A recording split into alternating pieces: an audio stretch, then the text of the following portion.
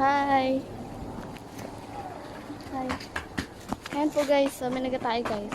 So guys, ngayon guys, mag-ano po tayo ng okra natin. Ito po, kakaano lang po yan. Malaki na po siya ngayon. Pero dati pa may ano pa po kami. May tanim. Ito po yun. Harvest na po namin kanina. Ito po yung patula ba to? Ata patula. Ayan, may bunga na siya guys.